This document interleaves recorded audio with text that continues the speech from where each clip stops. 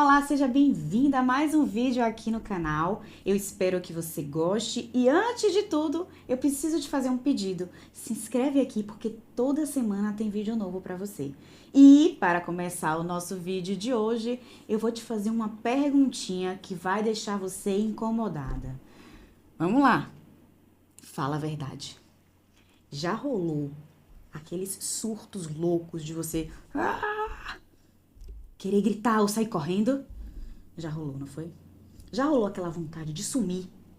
Não, gente. Eu já senti vontade de sumir várias vezes. Você também já sentiu, não foi não? Fale a verdade. É clássico. Querer fugir, querer gritar e surtar. É clássico. Então, se você já sentiu também essa vontade, assim como eu, continua nesse vídeo porque esse vídeo é pra você. Eu sou Gabi Moutinho, orientadora parental, especialista em neurociência, educação e desenvolvimento infantil, também sou terapeuta e sou a mãe do Matheus. E o tema de hoje é...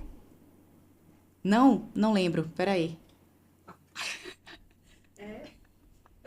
Você não precisa ser perfeita! Seguinte, ô gatona perfeitona, você tá achando o quê? Que ser perfeita é aquela mãe que não surta, que não grita e que acha tudo lindo, maravilhoso, um mar de rosas. Negativo, bebê! A gente enlouquece mesmo e muito! Se você é do time das loucas que de vez em quando perde as estribeiras e se sente uma merda por causa disso, você tá no time certo, porque o mais importante é a gente entender que isso não faz da gente a pior mãe do mundo. Muito pelo contrário, gente, a melhor mãe do mundo, ela é perfeitamente imperfeita e eu vou te provar. Vamos lá. Bom, tem uma coisa que eu quero que você pense comigo, certo? Eu vou fazer um teste com vocês. Ó, eu vou fazer uma pergunta e você vai pensar rapidinho para responder. Você se sente a melhor mãe do mundo? Eu já sei até a resposta, sabe por quê? Porque quando eu te faço essa pergunta, a primeira coisa que vem na sua mente é: não, peraí, é porque eu já surtei, é porque eu já gritei, é porque naquele dia eu dei até aquele beliscão, é porque eu já dei aquele tapinha, é porque eu já fiz aquilo.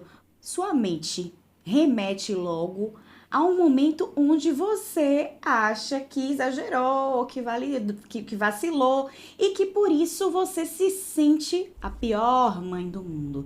Só que quando eu faço essa pergunta pra você, é proposital, é pra te provocar, é pra você pensar. Por quê? Porque a gente tá sempre se colocando nesse lugar de mãe que errou, de mãe imperfeita, de mãe que nunca sabe se tá fazendo tudo certo. Então, se tire desse lugar. Porque a mãe perfeita também dá umas escapulidas. Agora, sim, claro que eu não tô falando isso pra validar que você faça alguma agressão com seu filho, porque violência é violência e a gente nem discute. Mas o mais importante é ter consciência daquilo que você está fazendo e, lógico, aprimorar para que isso não se repita. Então, de cara, eu vou dizer logo para você uma coisa. Ok, deu um vacilo? Vamos entender esse vacilo para que ele não se repita? E outra, não é pensar que esse vacilo tem que ser evitado por causa do seu filho. Lógico que existe o dano para a criança, mas principalmente entender porque essa vacilada está falando mais de você, está falando mais da sua história. Eu vou te explicar como é que funciona isso. Veja bem, pense que você tem uma intolerância ao choro, né? Eu já peguei um caso de uma mãe que falava assim pra mim: Gabi, eu não consigo, eu não sei o que fazer. Quando minha filha começa a chorar, eu fico super nervosa, me dá uma irritação tão grande e ao mesmo tempo eu fico culpada porque eu não sinto vontade de acolher. Gabi, sabe aquelas mães que quando o filho chora e fica: oh, meu amor, vem cá. Gente, eu sou essa mãe, tá? E aí ela ficando falando: não, eu não consigo acolher porque me dá mais irritação do que vontade de acolher. E aí, o que acontece? A gente precisou olhar para esse choro que incomodava ela. Não por causa do choro, não por causa da necessidade da criança, que também era muito importante, mas entender por que o choro da criança causava uma irritabilidade tão grande nela. Então, assim, é lógico que a mãe está ali para ser uma guia, Então, para sermos guias, a gente precisa ter conhecimento para a gente instruir da maneira correta. Mas quando a gente não tem esse conhecimento e esse autoconhecimento, a gente age de maneira instintiva. E o que é que esse instintivo traz? Traz uma repetição de comportamento. Isso é muito bom quando a gente reproduz comportamentos benéficos, mas quando a gente traz uma reprodução de comportamentos que causam uma sensação de que a gente errou, é porque é um grande sinalizador que a gente precisa modificar. Quando a gente fala muito assim de culpa, nossa, eu gritei com meu filho e eu me senti culpada porque eu acho que eu gritei de uma maneira descabida, desproporcional. Quando a mãe se sente culpada por algo que ela fez, no fundo, significa que ela acredita que ela deveria ter feito de uma maneira diferente. Isso é uma excelente oportunidade para ela entender por que que no fundo, ela acredita que deveria ter feito diferente, mas não fez. E isso fala muito da reprodução comportamental. Então, ok, você não tem paciência de ouvir o choro do seu filho, da sua filha, como foi esse caso que eu trouxe para vocês, mas isso não fala da sua filha, isso não fala o porquê que a sua filha tá chorando muito. Claro que a gente tem que olhar para esse choro, porque o choro intenso da criança é uma necessidade de comunicar algo que ela não tá conseguindo. Mas, nesse caso, o mais importante era entender por que que essa mãe estava com baixa tolerância para esse choro. E a gente faz todo um trabalho de compreensão, de investigação para entender de onde é que vem. Quando eu faço esse rastreamento com essa mãe, eu entendo e vou na infância dela e a gente detecta que a mãe dela também não tinha tolerância com o choro dela. E isso causou um registro nela, que tornou um comportamento. Então ela se torna mãe, e quando ela se torna mãe, aquilo que estava escondido, estava intrínseco dentro dela, vem à tona. E aí ela não consegue fazer essa associação. Por quê? Porque ela incorporou esse comportamento de maneira inconsciente. Então, foi o que ela, como criança, entendeu que era o certo, porque como eu já venho dizendo nos outros vídeos para vocês, que a criança enxerga o mundo pelas lentes dos adultos, então possivelmente essa criança, quando ela, na infância dela, e que ela chorava e que a mãe também não tinha essa paciência, ela passou a ter como verdade que o choro era algo que incomodava, que o choro era algo intolerável. E aí ela dá um significado para esse choro como algo que não deve ser visto e acolhido. Então, quando ela se torna mãe, isso vem à tona porque ela passa a presenciar, a vivenciar diariamente por um processo natural de desenvolvimento da criança, ela passa a lidar com aquilo que gerou nela uma informação inconsistente que não fazia sentido. Então, como algo que é tão natural como o choro pode causar tanta angústia. Então, eu fiz ela entender, eu fiz ela enxergar por que que gerava esse desconforto. Então, não necessariamente a gente tem que olhar para a criança, ainda que a criança esteja sinalizando a necessidade de uma ajuda através do choro, através da mordida, através de um arremesso de um objeto, através de um chute. Então, muitas vezes, a gente tem sim que olhar para essa criança, mas para a baixa tolerância dessa mãe. Então, essa mãe, por exemplo, ela não tinha tolerância a ouvir o choro. Mas tem mães que não têm tolerância para brincar. Tem mães que não conseguem sentar para poder fazer a atividade escolar do filho. Tem mães que não conseguem levantar para poder amamentar ou acolher um choro da madrugada. E instintivamente, a mãe, biologicamente, ela tem capacidade e o próprio instinto empurra ela para ela levantar para exercer aquele papel de manter aquele indivíduo que é dependente dela vivo. Só que quando a mãe ela se sente, digamos assim, imobilizada por uma preguiça, e eu tô colocando preguiça entre aspas porque é um processo inconsciente, por uma falta de força, isso quer dizer alguma coisa que está mal ressignificado. Isso quer dizer alguma coisa que está inviabilizando ela de exercer aquilo que a natureza dela está chamando. Então, às vezes ela está se sentindo uma péssima mãe por ela não ter força. Ela não tem força para poder carregar, ela não tem força para poder acordar de madrugada, ou ela não tem paciência para isso, para aquilo, e na verdade tudo isso não fala da demanda da criança, fala muito mais da história da infância dessa mãe. Então é por isso que dentro do meu método eu sempre chamo para esse olhar para o autoconhecimento, para que a gente seja capaz de se conhecer, entender as nossas dores, os nossos incômodos, entender de onde eles vêm, o que a gente faz com eles, para que a gente esteja pronto para cuidar de um ser que precisa de um guia, e esse guia seja com o máximo de conhecimento possível para educar de maneira leve, de maneira amorosa, de maneira respeitosa. E é interessante falar sobre respeito, porque eu já ouvi muitas mães falarem assim: não, mas eu respeito, sim, eu respeito, só que eu respeito do meu jeito. E qual é o conceito de respeito, gente? Respeito não é só você. A gente tem uma ideia que respeito é só a gente pedir desculpas e agradecer. Mas o principal respeito que a criança precisa é a gente entender que existe uma imaturidade, que existe uma imaturidade cerebral e que existe uma transformação durante o percurso do desenvolvimento. É respeitar a incapacidade de autorregulação, é respeitar questões biológicas, é respeitar a impotência em determinadas situações, é respeitar que aquele choro quer dizer algo, que aquele choro não é para te afrontar, para te incomodar, é respeitar que aquele arremesso de objeto, aquela mordida, não tem nada a ver com você. É respeitar que aquela criança tem suas vontades, né? Porque tem muitas crianças que, tipo, ficam numa fase de tudo quer. O meu filho, por exemplo, o meu filho tem 3 anos, o meu filho não pode ver nada que ele faz. Eu quero um desse, eu quero um desse, eu quero um desse. E outro dia eu fiz uma postagem onde meu filho fala que quer a mochila de um coleguinha, e apesar do vídeo ter um alcance muito bom, muitas pessoas super curtiram, compartilharam. Eu acho, se eu não me engano, é o vídeo que tem a segundo maior alcance de visualizações.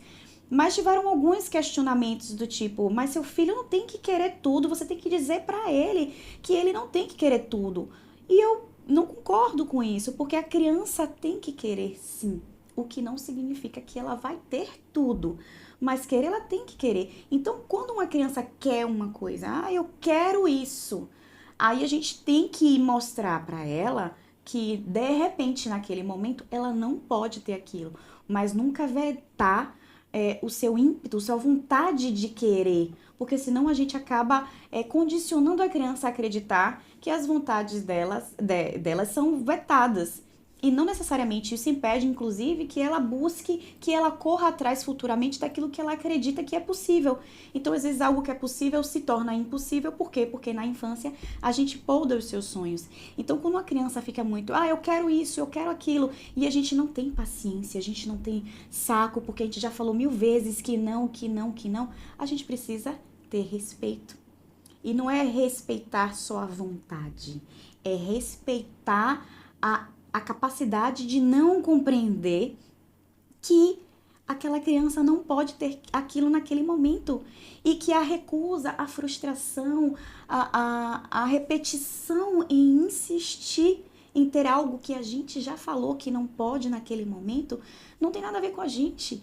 É uma falta mesmo de incapacidade. Por isso que muitas vezes a gente precisa estar repetindo várias e várias vezes que pra gente muitas vezes é cansativo, e a gente fica com uma sensação de que a gente não está sendo ouvida, né? De que a criança está fazendo aquilo dali para provocar. Então é nesse momento onde o respeito precisa entrar. Mas onde é que vai entrar o respeito aí? O respeito entra em entender que aquela criança não está fazendo aquilo para provocar a gente, que ela realmente está aprendendo, que a gente precisa respeitar, ou que a gente precisa repetir várias e várias vezes para que ela entenda que aquilo dali não pode acontecer naquele momento. Então, isso é um respeito. Eu quero que vocês abram os horizontes para o conceito de respeito e saiam dessa caixinha de que respeito é apenas uma única coisa. O respeito é amplo, gente. O respeito é entender que ali, de frente pra gente, tá um ser que precisa da nossa compreensão e da nossa tolerância para entender que ele não consegue dar conta nem das emoções e nem de infinitos conhecimentos que eles ainda não adquiriram. Entenderam? Então vamos lá. Outra coisa que eu queria falar aqui pra vocês e que é muito legal. Quando a gente fala assim de mães perfeitas e que a gente acaba tendo a sensação que a gente não é, apesar de querer, a gente pensa que a mãe perfeita, ela consegue segurar a onda sem surtar. A mãe perfeita não passa perrengue. E esse negócio de perrengue é engraçado, né?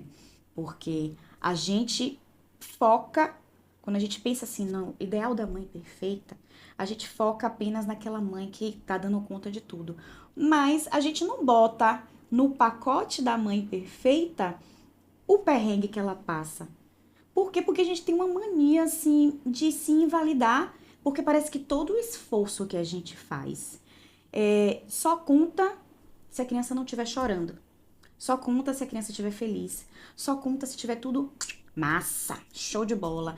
E não é, gente. A mãe perfeita é aquela que também acorda de madrugada e tá lá assim, ó, morta, parecendo um zumbi e não se sente culpada por estar com duas tabocas de olheira na cara e se sentindo uma merda por não aguentar ficar a madrugada toda. Então, assim, a mãe perfeita, ela não vai estar linda e maravilhosa no dia seguinte depois de ter acordado 5, 6, 7 vezes. Então, quando a gente pensa nos perrengues, os perrengues fazem parte também do pacote da mãe perfeita, né? Então, assim, não esqueçam de valorizar os perrengues. Porque a mãe perfeita, ela tá de olheira, ela chora, ela quer sumir, ela toma aquele banho pra poder, dar uma revigorada. A mãe perfeita, ela é imperfeita e ela erra, tá? Vamos lá. E qual o conceito de perfeição? O conceito de perfeição é eu choro, eu grito, eu surto, eu tenho vontade de fugir, eu às vezes não tenho paciência, às vezes eu não tenho saco, mas a mãe perfeita, ela tem compreensão para entender e depois que ela compreende, ela aprimora. Se liguem nisso, se liguem. A mãe perfeita é aquela que não julga a outra mãe pelo que a outra mãe tá fazendo ou deixou de fazer. Gente, quem nunca errou que atire a primeira pedra? De verdade. A gente erra mesmo, gente. E o erro não invalida tudo de bom que você faz durante todos os dias. Ou você faz 10 coisas incríveis. Se você faz uma coisa que não foi como você acha que deveria ser, você não se considera uma mãe perfeita? Pô, pera aí, eu acho que isso é injusto com você. Porque é tanta entrega, é tanto amor, é tanta dedicação. É dedicação na escolha do alimento, gente. É a dedicação na escolha de uma roupa. É dedicação em observar a temperatura. É dedicação em lembrar de médico. É tanta dedicação que quando chega no momento onde você não tá num dia legal, que isso faz de você humana, que você dá aqueles brega, que aquele surto louco que você grita, você vai falar assim, não, eu não sou a mãe perfeita porque eu gritei. Não, não é isso, não é isso que vai fazer você uma mãe imperfeita. Não, até porque imperfeita você é. Mas isso não vai fazer de você uma mãe ruim. Vai fazer de você uma mãe real, tá? Então, o mais importante é sair da ignorância. Por que sair da ignorância é importante? Porque quando você tem conhecimento do que de fato tirou a sua impaciência, tirou ou ocasionou aquela falha, aí você trabalha em cima daquilo que está ocasionando aquela atitude sua. Então, essa é a maneira mais inteligente de você se tornar a melhor mãe do mundo. Dentro do método que eu desenvolvi, eu trago muito isso, né? Eu não pinto aquele cenário onde você é perfeita porque você faz tudo certo, não. Eu pinto aquele cenário da mãe perfeita, onde mais importante do que você não errar é você identificar quais são as suas falhas e trabalhar em cima delas. E como é que você trabalha em cima dessas falhas? Se conhecendo, entendendo a sua história, entendendo a sua infância, entendendo o que é que ocasionou cada momento que você viveu e não foi muito bem resolvido e que tá vindo à tona agora com a maternidade. Então, assim, olhem a maternidade como uma oportunidade de vocês revisitarem questões mal resolvidas, que com certeza vai vir à tona, né, com esse contato com o seu filho. O que é que eu queria trazer para vocês? Vamos lá. Por que esse tema é tão importante? Porque é uma oportunidade para que vocês parem de ser cruéis consigo mesmas. Então, assim, a gente se julga o tempo todo. A gente se critica o tempo todo. É impressionante como é mais fácil a gente apontar os nossos erros e esquecer os acertos. Como se os acertos, tipo assim, não, acertar já é obrigação.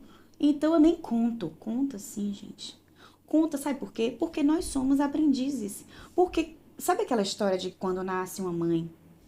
Quando nasce uma criança, nasce uma mãe. Isso tudo é muito bonito. Isso é muito poético. Mas não é assim que funciona na prática. Porque quando nasce uma criança, gente, a gente fica com a sensação de que, pronto, já sei tudo. E não é por aí. Não é por aí. A gente aprende diariamente a trocar uma fralda, a gente aprende a identificar o que é que aquele choro quer dizer. Mas tem um outro aprendizado que ninguém pode passar para você.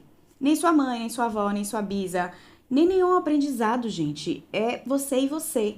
Que é você entender que tudo aquilo que você adquiriu ao longo da sua vida está sendo colocado em xeque no momento em que você se torna mãe. E isso é muito sério, isso é muito importante. Tem outra coisa também que você não pode esquecer, porque cada criança é uma criança. Então, o seu filho veio ao mundo com necessidades, com particularidades, porque ele traz uma personalidade congênita. Ok, ele herda alguns comportamentos da mãe, ele herda alguns comportamentos do pai, mas ele vem com uma personalidade congênita. E isso quer dizer que ele tem as necessidades e você vai ter que trazer isso para poder ajudá-lo a solucionar, a resolver, a elaborar isso dentro dele. E isso vai fazer com que a conexão de vocês seja qualitativa. Então, assim, isso ninguém vai poder te ajudar. Por quê? Porque cada criança é uma, porque por mais especialistas que tenham por aí espalhados, ninguém vai conhecer o seu filho mais do que você. Então, você pode sim ter acesso a estudos, a conteúdo, e você vai adaptar aquilo que o seu filho traz. Então, ok, sua mãe, sua avó, sua bisavó, sua sogra, todo mundo teve experiência, porque já foram mães, já. Mas assim, é a experiência de cada um. É a realidade de cada um. O que funciona para um não necessariamente funciona para outro. Por quê? Porque cada um tem uma necessidade. Porque cada criança é única, porque cada mãe é única. Então, assim, porque tudo aquilo que você viveu na sua infância foi elaborado de uma maneira diferente que sua mãe elaborou na infância dela, que sua avó elaborou na infância dela, que sua bisavó elaborou na infância dela. Então, assim, a gente tem um conhecimento basal que a gente aprende diariamente, que é comer, como botar para comer, dormir, nananã, alimentar, né, dar banho. E o conhecimento emocional, o que aquela criança precisa. E qual é a necessidade primordial afetiva da criança? O colo, o toque, a compreensão, a conexão, o respeito, que o respeito, mais uma vez, trazendo para vocês, é o respeito de entender que aquela criança está em desenvolvimento, que precisa de você, que ela acorda de madrugada várias vezes, não para que você acorde, não é? Ela não quer que você acorde porque ela quer te incomodar. Ela não quer que você acorde para testar a sua paciência, ela não quer que você acorde para testar a sua força. Ela tá acordando porque ela precisa, porque ela tem uma necessidade. Então, respeito a essa imaturidade. Então, pensem nisso quando vocês pensarem assim. A melhor mãe do mundo, ela tem inteligência emocional e ela tem autoconhecimento para cuidar de si, para poder saber o que fazer quando ela tiver conhecimento para cuidar do filho. Bom, vamos lá. Já falei para vocês saírem dessa caixinha que geralmente vários influenciadores colocam as mães. Inclusive os próprios parentes colocam as mães, né? O que a gente mais vê aí é um boom, né, de influenciadores de maternidade. Eu me incluo porque eu também sou uma influenciadora do nicho de maternidade, mas eu quero que vocês pensem fora da caixa. Pensem além desse vídeo, pensem além de Gabi Moutinho e de tantos outros influenciadores. Pensem nos influenciadores da família, que são as mulheres da sua árvore genealógica. Pense em todas elas com respeito e acolhimento a tudo que elas trazem de conhecimento, mas tome como verdade aquilo que funciona para você, porque você tem a sua história e isso não pode ser compreendido por mais ninguém, por mais próxima que seja a relação sua com qualquer pessoa que seja. A realidade de cada influenciador é uma, a sua realidade é outra. Então você vai abraçar aquele conhecimento que aquela pessoa está passando para você, mas você vai adaptar a sua realidade ao que o seu filho ou sua filha está precisando, ao que você consegue compreender, ao que você consegue ofertar, tá bom? Bom, eu gosto de trazer exemplos porque eu acho que fica mais didático, fica mais dinâmico. E tem um exemplo bacana aqui que eu já comecei a falar inicialmente, mas é um exemplo que eu vou trazer ele de novo, porque além de ser muito comum, os erros são perigosíssimos. Por quê? Lembra que no início desse vídeo eu falei da mãe que não tinha paciência com o choro da criança? Eu vou trazer ele de novo, mas agora eu vou para um outro olhar. Eu vou para um olhar da consequência. Quando uma mãe, pelas suas questões, ela não tem paciência com o choro, ela até se sente mal com isso, né? Eu queria ter mais inteligência emocional para poder acolher, porque eu até sei que o meu filho ou minha filha precisa desse acolhimento, mas eu não consigo. E aí, como eu já falei para vocês, ela não consegue por uma incapacidade devido ao significado que ela deu ao choro na infância. Só que eu quero trazer nesse momento a consequência disso. Porque quando eu falo de consequência, talvez dê uma sacudida maior na urgência de enxergar isso com muito mais atenção. Uma criança, nesse exemplo, que não se sente acolhida, não se sente ouvida, ela cansa e ela desiste. Uma criança que chora muito e que a mãe não acolhe, ela tem uma interpretação de que ela precisa se virar sozinha. Sabe aquela história que provavelmente você já ouviu ou até viveu de pessoas que dizem para deixar a criança chorando que uma hora ela vai aprender. Inclusive, existem muitas abordagens que defendem essa linha de educação. Mas o que acontece, tá? Eu vou falar agora para vocês sobre neurociência, tá? Quando uma criança está chorando, ela chora por necessidade. Ela não chama apenas para chamar atenção. Ela não chama para testar a paciência da mãe. Ela chama por uma necessidade. Seja biológica, seja afetiva, ela chama por uma necessidade. Se essa necessidade não for atendida, ela vai continuar insistindo, chorando, chorando, chorando. Vai ter um momento em que ela realmente vai parar de chorar. Mas é porque ela aprendeu? Não. É porque o cérebro dela sinalizou que ela precisa poupar energia, porque ela vai precisar da energia para sobreviver. O cérebro tem a função de manter um indivíduo vivo. Então, esse cérebro, ele vai reduzir a energia, porque a energia vai precisar ser utilizada para a sobrevivência. Então, quando reduz essa energia, a criança desiste. Então, não é que ela aprende, ela desistiu de pedir ajuda. Ok? Ela desistiu para poupar energia. Mas, por trás dessa desistência, gera um significado. Então, quais possíveis significados que essa criança pode entender? Que ela não pode contar com ninguém para ajudar, para acolher ela. Que ela está vulnerável. Que aquele ambiente não é um ambiente seguro. E quais as consequências que desmembram disso daí?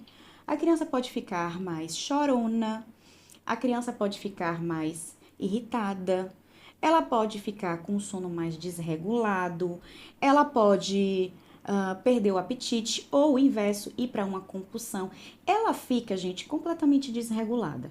Por quê? Porque o sistema de inteligência dela indica que ela não está num local seguro para sobreviver. Então, essa sensação de segurança causa uma hipervigilância que faz com que ela se comporte de uma maneira inadequada para o desenvolvimento dela.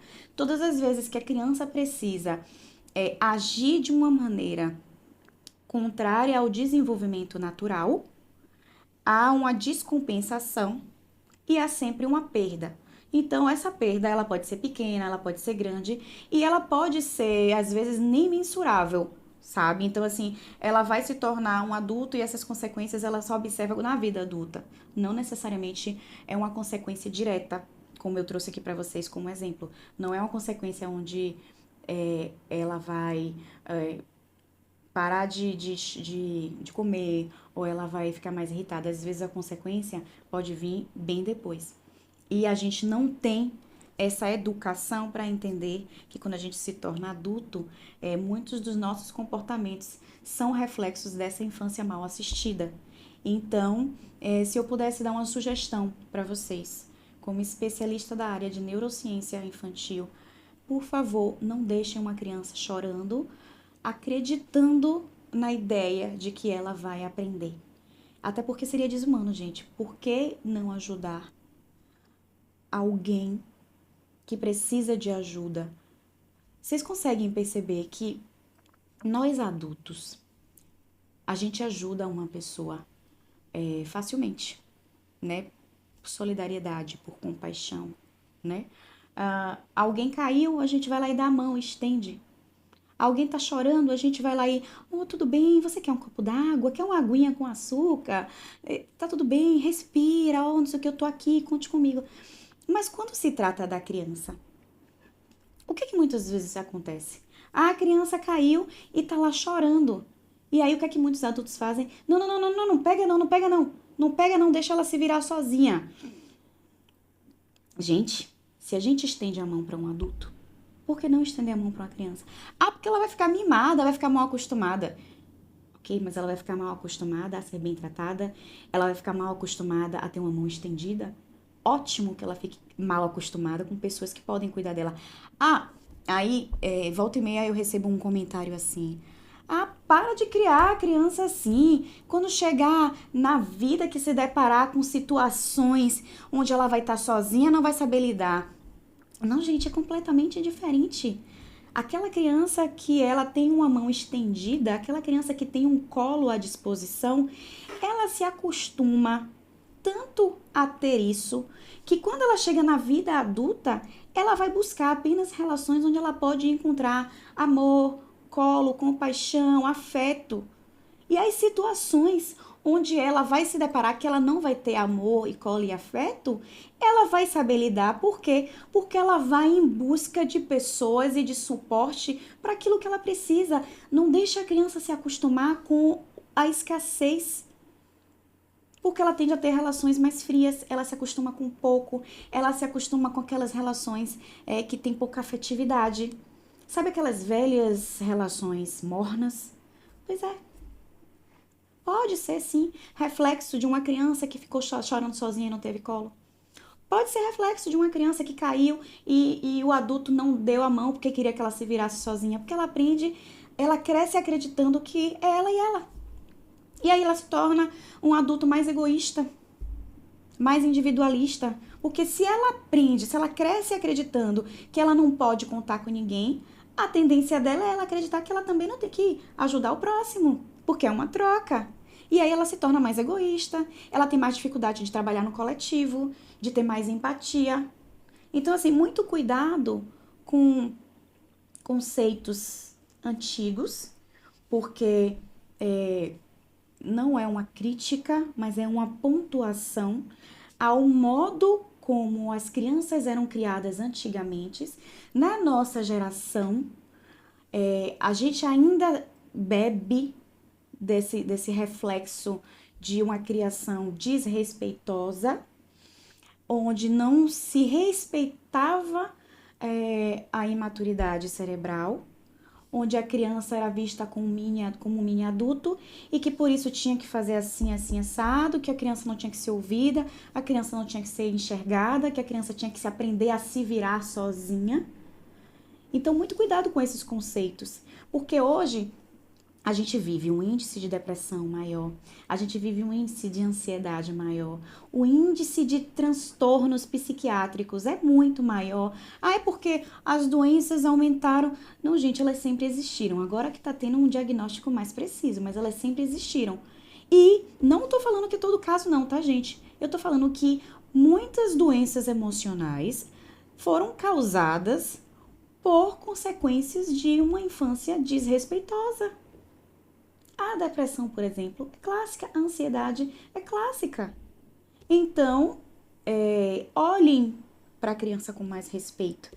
Ok, acolha aquela sugestão da sogra, da mãe, que teve mais experiência, mas era uma outra realidade. Era uma realidade baseada apenas no empírico, na experiência de cada uma. Só que a experiência de cada um é baseada na realidade de cada um. Só que agora a gente tem conhecimento científico, a gente tem comprovações científicas de causa e efeito. Então, o que faz de você uma mãe perfeita não é a falta de informação, é saber que agora você tem informação e agora você se torna responsável de transformar, de fazer diferente, tá bom? Bom, vamos lá. Eu sempre gosto de trazer objeções clássicas, né? De mães que chegam pra mim e falam assim: Ah, Gabi, mas seu filho é mais tranquilo do que o meu.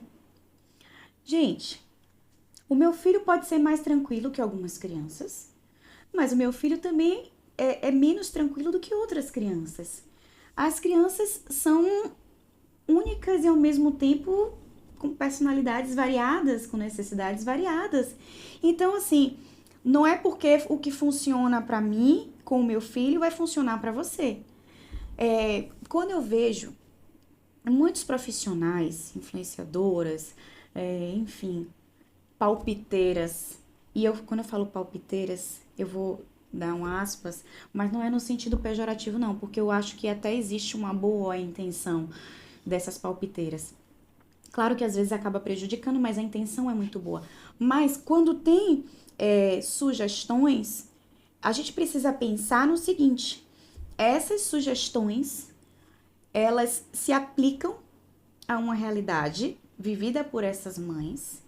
Claro que pode, em alguns casos, ter estudo, mas isso não funciona para todas as mães. Mas o que eu trago para você? Pegue o conceito, entenda, adapte a sua realidade, aplique. Gente, a sensação de poder ter autoconhecimento e conhecimento e aplicar e adaptar isso faz você se sentir a melhor mãe do mundo. Isso faz ter uma maternidade leve. E quando a gente fala de leve, a gente tem uma sensação de que é porque não vai ter cansaço. E não tem nada a ver, tá, gente? Uma maternidade leve também tem cansaço. A maternidade leve dá para você a sensação de consciência tranquila de que você está educando o seu filho baseado em conhecimento e autoconhecimento. Ah, significa que você vai sempre acertar? Não, mas você está respaldada. Você não está fazendo mais porque você acha que é o certo. Você agora já tem um conhecimento. Você agora pensou, você agora estudou. Então agora você tá fazendo com um nível de consciência mais avançado, tá? Bom, vamos lá. Como é o jeito errado que muitas mães fazem? Elas muitas vezes até sabem o que precisa fazer, mas ignora. Você quer ver um exemplo? Uma criança que faz uma birra, tá? E a mãe sabe que não pode bater. Gente, na era da informação digital, a essa altura, eu aposto que 90% das mães sabem que bater, agredir, qualquer tipo de violência não é o caminho mais inteligente para se educar uma criança, certo? Certo. Só que, quando, mesmo sabendo o que é o certo, e aí eu faço o errado, eu diria que isso é o jeito errado. Porque quando a gente age na ignorância, não é legal, mas é compreensível. Só que agora a gente vive na era da informação, onde a informação ela se dissipa com uma velocidade muito grande. E você agredir ou presenciar uma agressão e normalizar é um equívoco absurdo. Eu diria absurdo. Então, o jeito errado é você insistir por comodismo a fazer o que você sabe que não tá correto e não quer mudar. Ah, eu bati, mas não mata não. Observe que nessa frase, eu bati. Ou seja, eu estou consciente de uma ação. Mas, ou seja, eu estou consciente de que é errado. Não mata não. Eu estou afirmando que aquilo dali não tem tanta relevância assim. E aí mora o perigo. Porque quando a gente normaliza a violência, a gente entra num ciclo. E o ciclo de violência é um ciclo muito danoso. Vamos lá. Qual seria o jeito certo que eu já venho trazendo para vocês? Ter conhecimento e autoconhecimento. Bom, bati. Sei que é errado. Não quero mais fazer isso de novo. Como não fazer isso de novo? Geralmente, quando a gente bate, a gente tá no nível de cansaço muito grande. A gente tá no nível de intolerância muito grande. A gente tá numa sobrecarga muito grande. Então, o que fazer? Ter conhecimento que aqueles sentimentos que estão impulsionando que eu haja daquela maneira precisam ser organizados. Eu preciso identificar e organizar o que fazer para minimizar esse cansaço, essa sobrecarga, para que eu não desconte no meu filho. Porque é horrível você agredir uma criança, isso é péssimo. Pior ainda é você agredir, se sentir mal por isso e não fazer nada. Por quê? Porque isso que quer dizer que você não vai colocar um ponto final numa situação que você sabe que não é correta. E qual é a pior das consequências? Seu filho vai sentir uma dor e isso ele vai trazer para a vida dele e vai reproduzir para as próximas gerações. Então, fiquem ligadas nisso, tá? Bom, certo. Eu quero explicar para vocês um pequeno passo do que é possível fazer. Primeiro, valorize cada passo que você fizer, tá? A sensação que a gente como mãe tem é que é obrigação a gente fazer a comida, é obrigação a gente botar para escovar o dente, é obrigação a gente dar banho, é obrigação. De certa forma, é uma tarefa que a gente precisa executar. Mas quando você vê como uma obrigação, a gente deixa de valorizar todas as vezes que a gente faz isso. A gente acaba colocando na conta do que tipo assim, bom, isso aí nem se discute, você tem que fazer e acabou. Isso deixa a gente na cegueira de ver o quanto isso é louvável. Ver do quanto cada esforço que a gente faz é louvável. E isso reflete no momento em que você se sente a melhor mãe do mundo, você acaba esquecendo de toda a dedicação, de cada detalhe que você fez, que você acredita e respira como obrigação, mas quando você passa a ver como uma atribuição, você muda o olhar. Vocês percebem que é apenas um detalhe? Deixe de enxergar as atribuições que você faz diariamente como obrigação e passe a enxergar como uma atribuição. Dessa maneira, você começa a enxergar e a dar mais valor àquilo que você faz com tanto carinho, com tanta dedicação.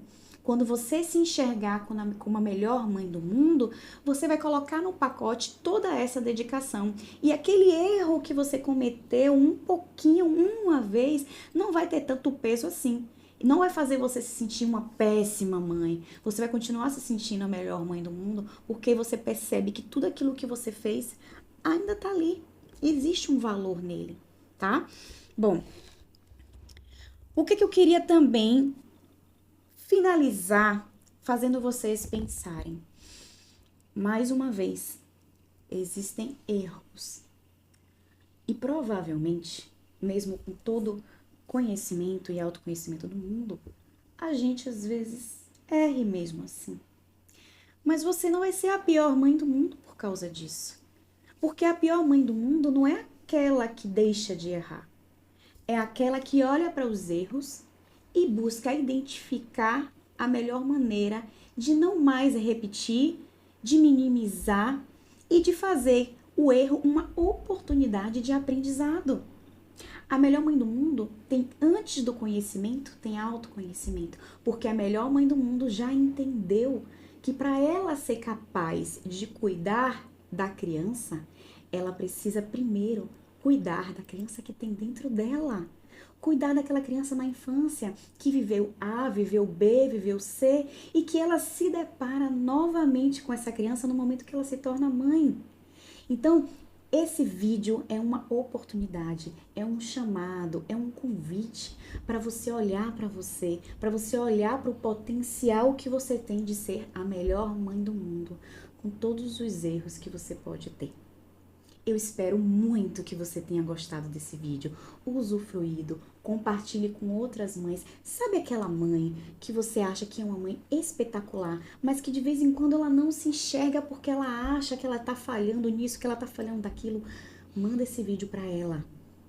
Porque se ela faz tudo o que precisa ser feito, se ela tem um erro aqui e acolá, se ela olha para esse erro, se ela colhe, se ela quer corrigir, mas ela não sabe como, eu estou dizendo nesse vídeo que ela precisa fazer, manda esse vídeo para ela.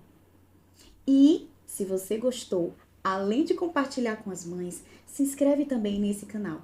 Toda semana a gente tem um vídeo aqui super bacana que vai fazer cada vez mais você transformar a sua maternidade numa maternidade muito mais leve. Bom, eu espero que você tenha gostado. Curta, compartilhe e eu vejo você no próximo vídeo.